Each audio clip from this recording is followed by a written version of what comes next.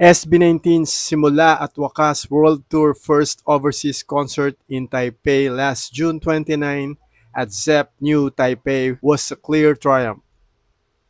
Before the concert, nagkaroon sila ng impromptu busking session at Taipei Main Station last Saturday, June 28. And dinumog sila ng mga casual fans at the venue and nag-viral ito online. Their prior appearance at the Hito Music Awards last June 21 also established their reputation in Taiwan and helped build momentum for the tour stop. They performed 20 songs just like dun sa Philippine Arena nung last concert. And yun nga yung intro ng Dam, since wala yung Philippine Arena stage no na may butas na lumulusot sila sa ilalim, ginawa nila ng gimmick yung simula. So, nagtira doon yung 5 na naka-hood ulit. Tapos nung i-reveal na nila, biglang nag-blackout. And then, kumanta si Pablo nandun sa taas, sa second floor sa mga audience. Alright? Tapos yung ibang members, yun, isa-isa nang pumasok.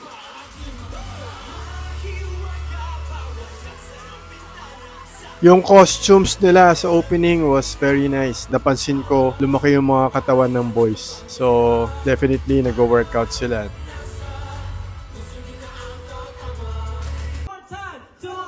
And syempre, hindi mawawala yung mga kulitan, tawanan, and yung mga punchlines. Plus yung dance challenge na dun ka. So, tinuro nila ulit yung kamay na movement. Parang 3 times gagawin. Ika-4th one, kanya-kanyang hand movements. So, masaya yung part na yan.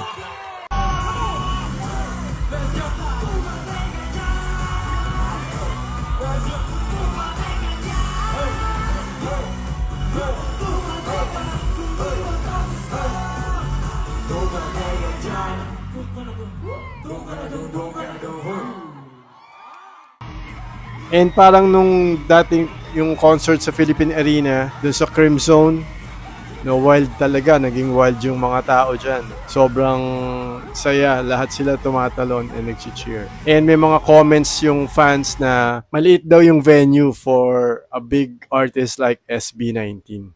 Thank you from the bottom of our hearts. Thank you, Richie.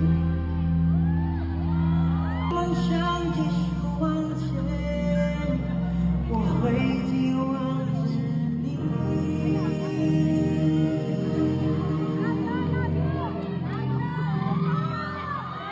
直到永远。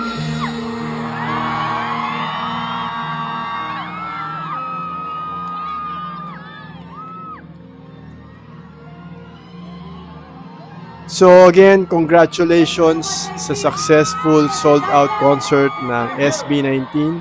And that wraps up our amazing journey with SB19 in Taiwan. From the electrifying energy at Zepp New Taipei to the unforgettable basking moment at Taipei Main Station, truly SB19 continues to raise the bar for P-pop worldwide. So mga ka-18, ano yung best part, ano yung pinaka-favorite part nyo ng concert? Kindly comment down below. Alright? So hope to see you on my next video. Don't forget to subscribe, like, and share.